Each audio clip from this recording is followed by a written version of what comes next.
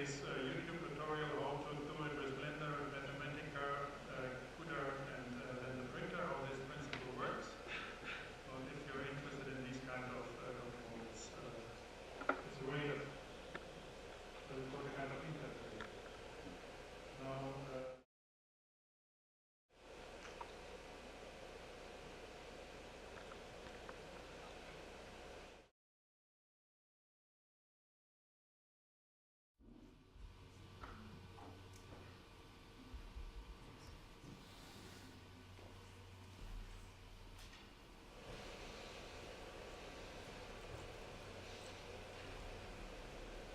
So this is how the things can work. So now it turns out, turns like this. And especially you have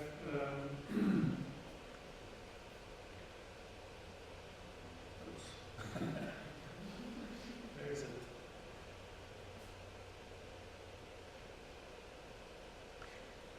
Here, these kind of things. As we have in a display in at our hall and so on, they are exactly made like I showed you. So this is how it works. So you have very simple algorithms controlling these lines, this kind of animation of lines, a morphing of lines. So you have a two-dimensional object, which in principle is an animation of a two-dimensional object, putting them in Z, and that's it. Put it, instead of doing the graphics, do it to the printer, as I showed you. So it's super simple, and these artifacts are really nice. Look it up and so on. And it's the same if you go to concrete printing and so on, make it a little bigger. It's the same code I showed you. Just another machine. It's the same, it's just G code. And controlling this, and the nozzle is not with PLA, it's just with concrete, and that's it. This is how to make a 3D printed house. And so just this G code. And they are always with a single line or going back and forth and so on. And you get this kind of filigrane structures if you don't take these slicers. These slicers make things stupid. So you lose the construction itself. So you don't play with the material. That's the problem with that. So therefore, these kind of experiments, I think they are. I never liked this 3D printer. No, this week was funny how to do that, how to adjust it, and then it's a very simple technical story to make nice things. Yeah, and they are multicolor print heads, so you can have multiple of these filaments. And there are especially filaments you can wash with water, so the supporting structures can be washed out. So by that it's getting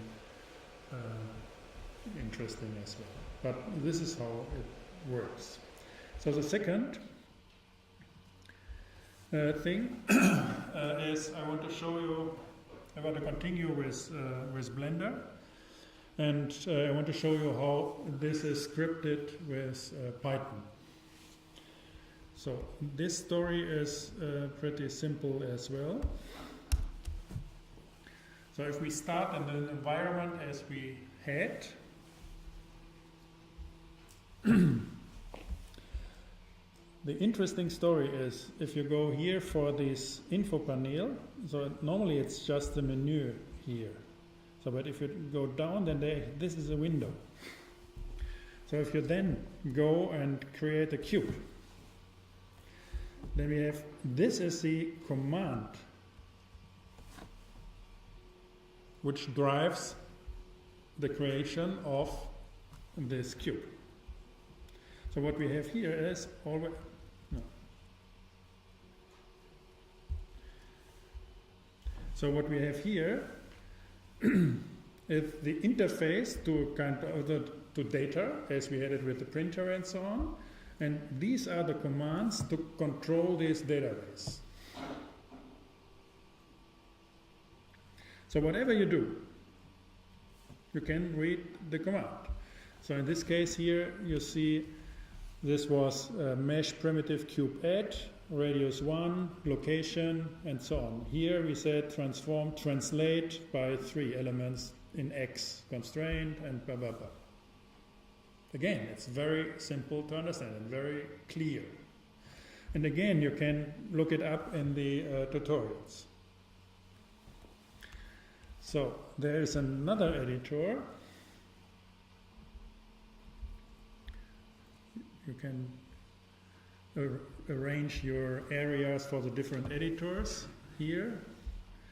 There's another one, keep that as the info, and this is a Python console here. And here you can write any Python command. So if you want to know what Python is, you can say Python. Google is working with that. Python.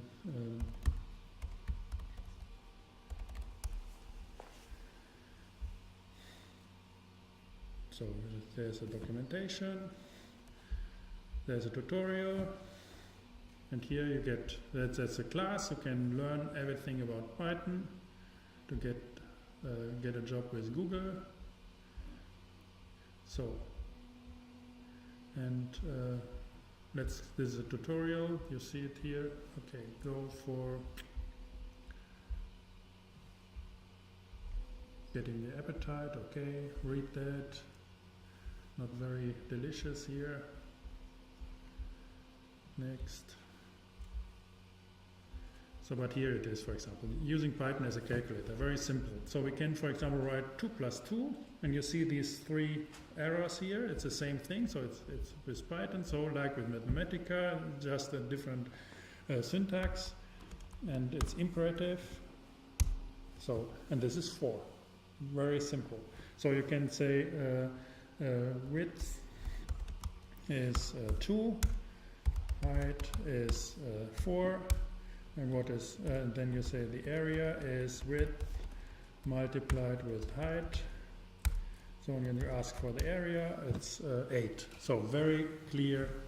This is Python. So now copy this command here and say copy, paste. Whatever it is. And say return. So this was our command to create a new square on screen. And it looks like this. So you can do it with everything. So by that you can understand. So if you say you can automate things, so put it away and make another one. Paste, make another one. So if you want to understand how something works, for example, if you want to scale it, make it bigger, then look it up. This is how to scale objects. Paste it, no, deselect it, select this, paste it, and this should scale it again. Huh? No, we have to put mouse here. Yeah, scaling again. So these are 2 levels. So first is in the Interim Panel, there is a protocol of what you did. By that you can look it up. For example, here, if you have the primitive cube add, mesh primitive cube add, ask here. So it's mesh dot cube. Where is it? Add primitive cube add documentation, and you directly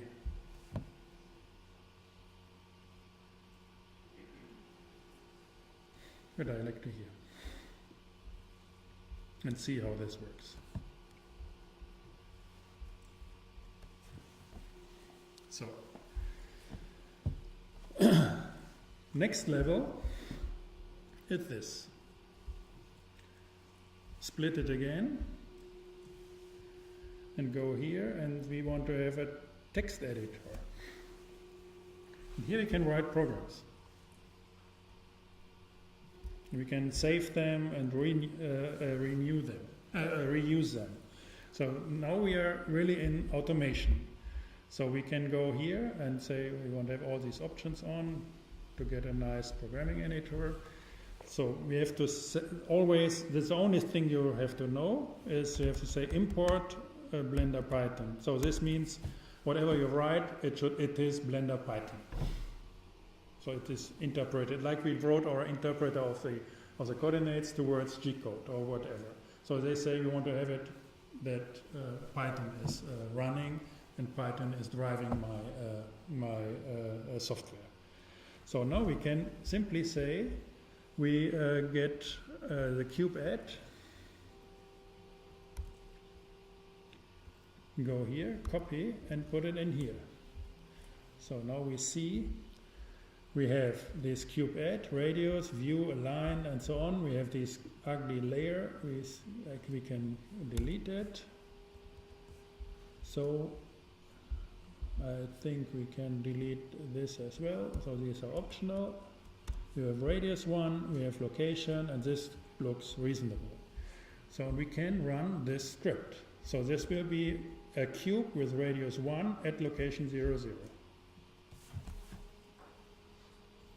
We can save that and it's fine. So then we have a program which makes a cube at a certain location. Now let us do multiple cubes at these locations.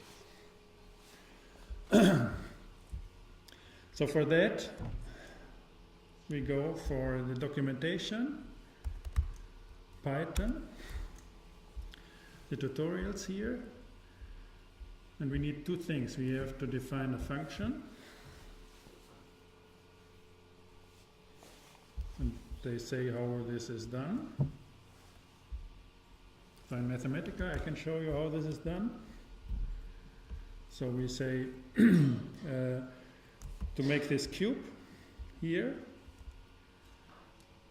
to make the this thing in Mathematica, it was the cube is qubit at 0.0.0, and then we have to check it.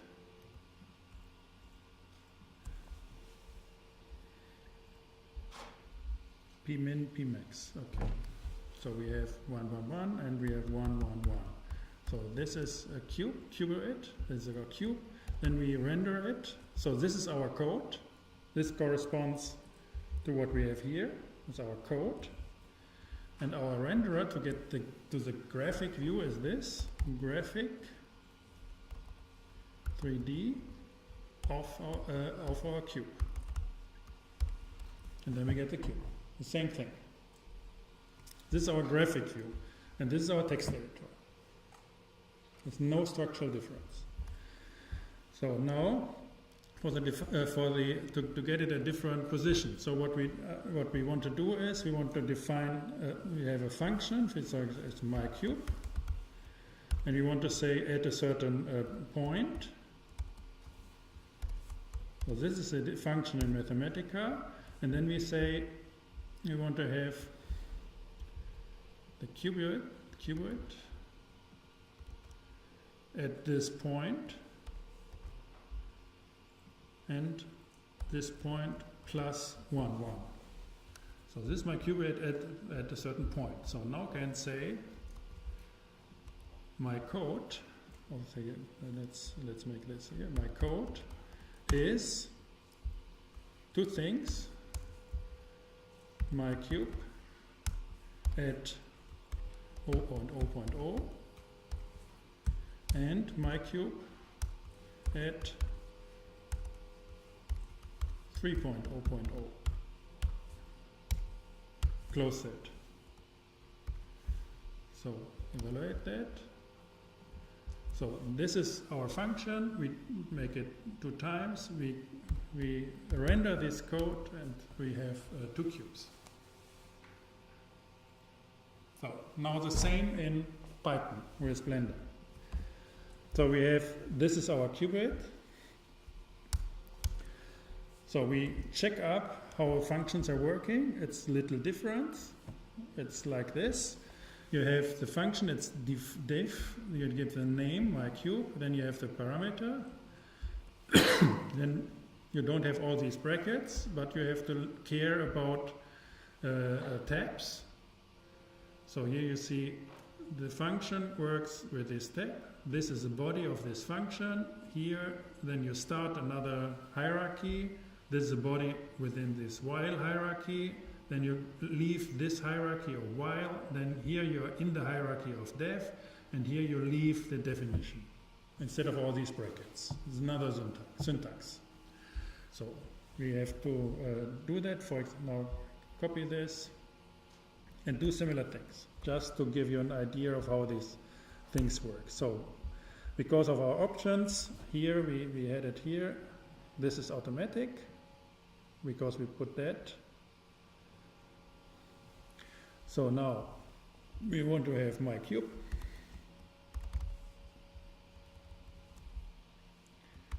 My cube. And and my cube is with point. We go here. Oops. Not any longer working. We go here for the cube, and we, instead of this list of 3 coordinates, we put in point. This should be our definition, and now we call my cube of, no, it should be of 0, 0, 0. This should work, and then my cube of 3.0.0. So this should be our code. Get rid of this and run it. There's an error.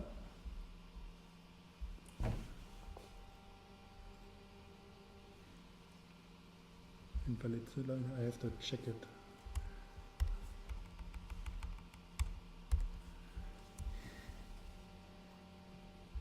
No.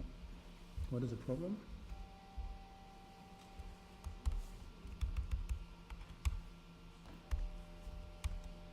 Does any know? Here. Does anybody know?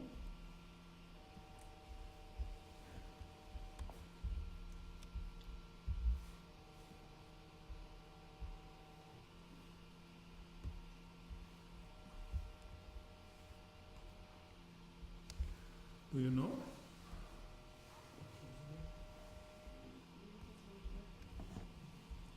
Only one bracket, huh? Can't be.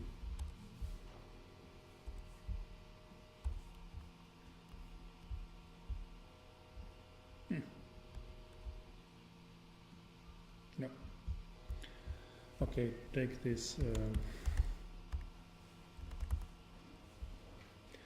math utils.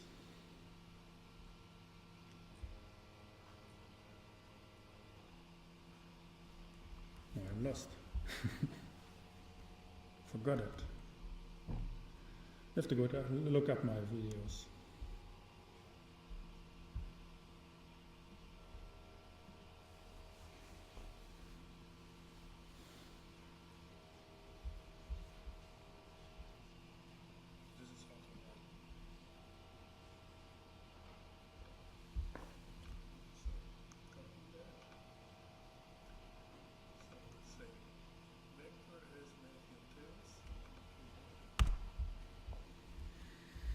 No, it's correct. The problem with this. Yes. Now here we go. So the problem was a bracket here. So we have import, that's its Python. We have this, we have to delete this, we don't want to have. Now we have this function. We got the coordinates of the cube as with a parameter, and we have these 2 elements over here. We got the 2 cubes. Now make an array. There is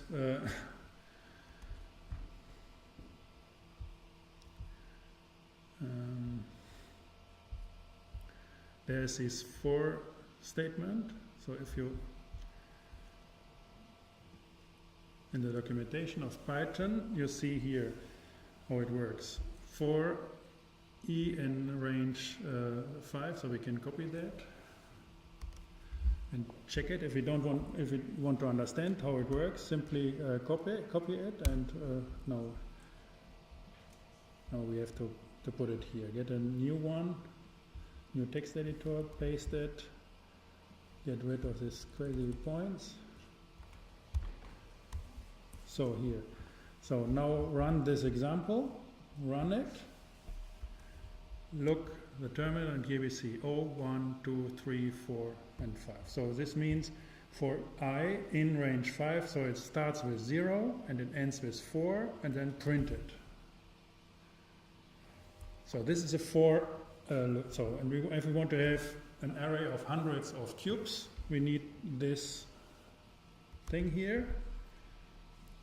Go to the text.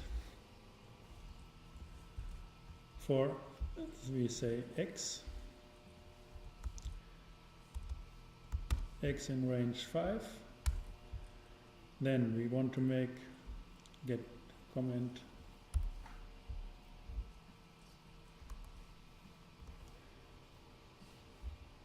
we want to have my cube, and it should be x multiplied with 3, 0, 0. So now we should get 5 cubes, because it's running like the printing.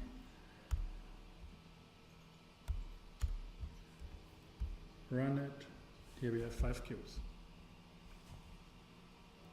Now get it in y direction.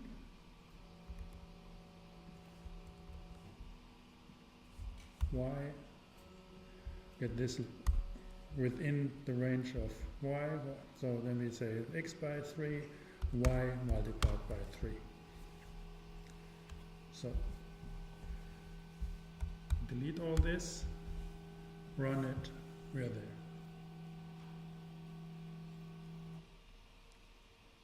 So the interesting now is, and that's different. So with this code, and we will discuss that later on. That's very, so as we had it always with particles and waves and so on. So this is the result, the geometrical result.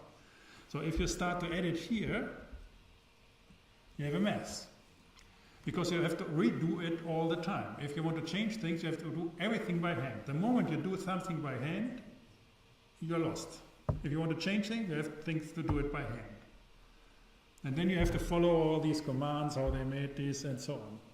If you have this by code, then everything is there. So you simply say,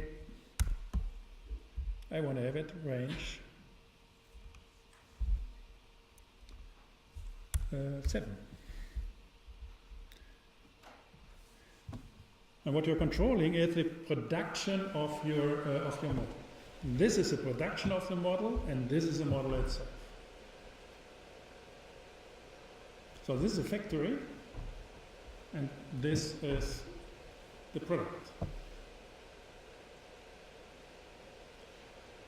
So the problem with, for example, all these building information models and so on is that they discuss everything here. They discuss the product. And by that you have a mess. It's a lot. So you have to discuss about all these things. So if you are trying to control the production of it, so how it evolves, then you keep all control over all these things. And you can easily redo it in 1,000 versions and so on. And you keep control over that. And you're not running this hustle that you say, yeah, how to do now, and which kind of menus to get a third line and so on, or what happens if, yeah, I want to narrow it a little down. Then, yeah, how to do that? It's odd. Yeah, if you have the machine, simply say, yeah, it's not 3, it's 2.6. run it, and have it.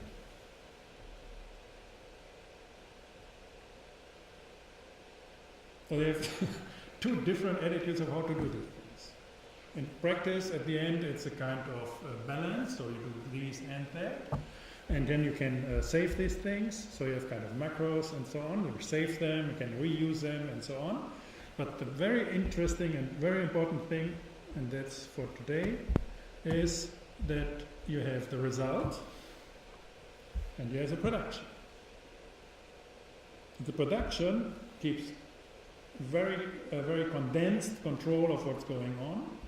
Here, you have to run with the machines. So because the machine is doing it very fast, and you have to do all these steps of the machine if you do that. And it would be absurd, for example, if you start to control these things here, step by step. If you want to, so it's absurd to control these things on this level. There's no way around but doing it here.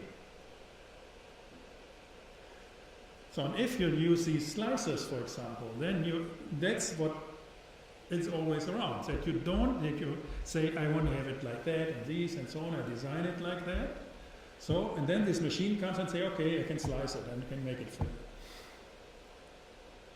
The interesting thing, getting interesting, if you say, it doesn't matter whether I am controlling the geometry of my space or the production of my space and so on. I simply write a little different, the code a little different. And then I get it to a three-dimensional renderer, or I get it to an animation, or I print it, or whatever. So then you get these nice artifacts. And they're beautiful. And they're masterful. Because you control the production of things. And you're not running with the machines. Yeah? That's it for today. So I prepared only 2 questions about the printing, what is with the slicer, and then with G-code. And I want you to learn tutorial number 9, which is this one, by heart. So you should be able to produce this piece of code. So you have to learn that by heart. To make an area of 5 by 5 squares, or if I say I want to have it 4 by 4, you have to be able to 4 by 4. So, and this is a code needed, and you have to be able to navigate within these windows of Blender. So you split it and areas and make it proper that you can work on it. And you have to learn this by heart so that you're able to do this automatically. This is will be one of the random chosen exams question at the end of the semester. So I do not expect these weekly questions of you anymore, because this didn't work out. So and that's for this week. Next week we will go in how to set up these principal scenes and how to compare. So this is independent of any kind of CAD system. So I will show you how to go into the production of these images, and to go step by step in a very controlled way, that you keep control over all these parameters to full color model. Yeah.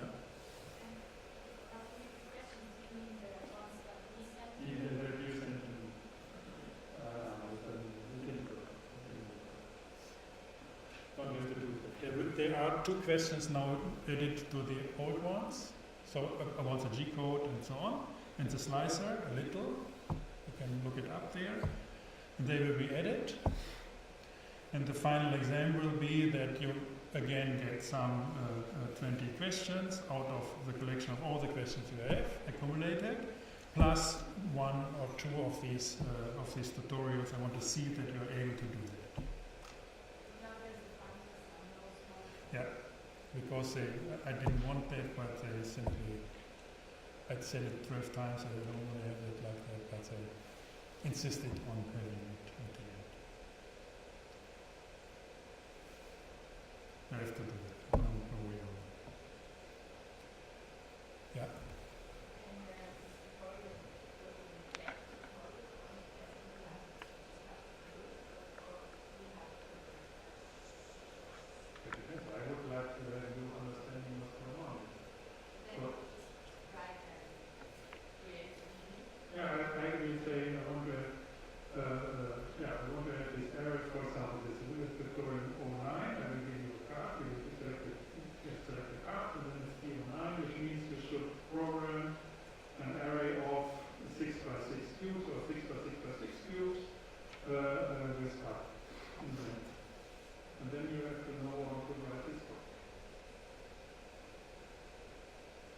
this will be, so this is one of, yeah, I don't want to go more and more code. You have to learn that part if you don't want to get engaged in this course. So that is not a lot. And there will be not a lot of coding.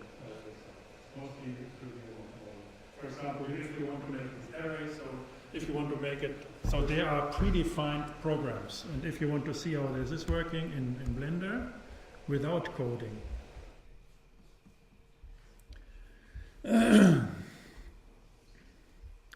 So then you go here and say this is my cube.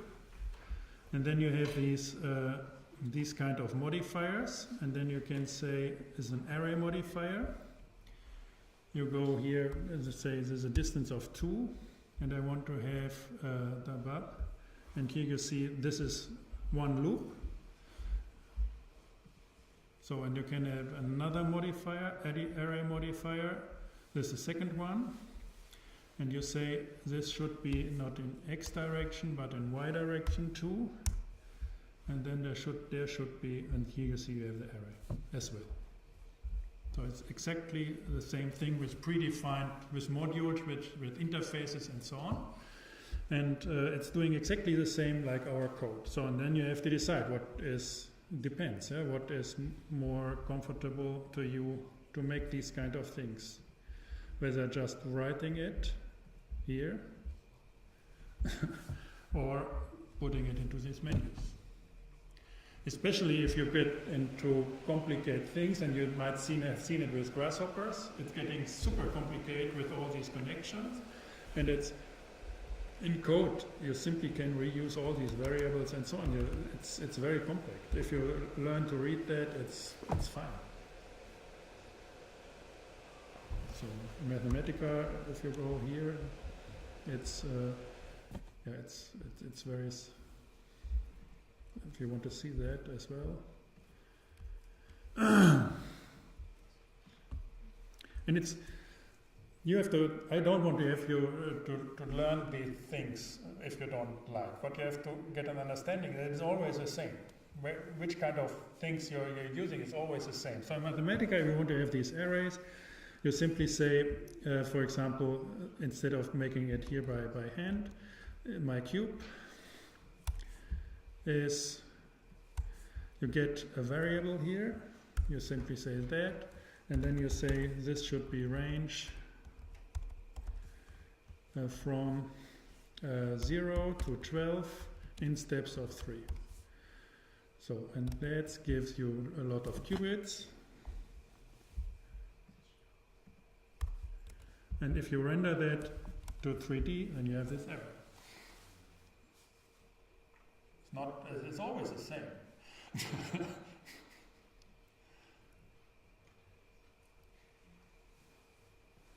Yeah?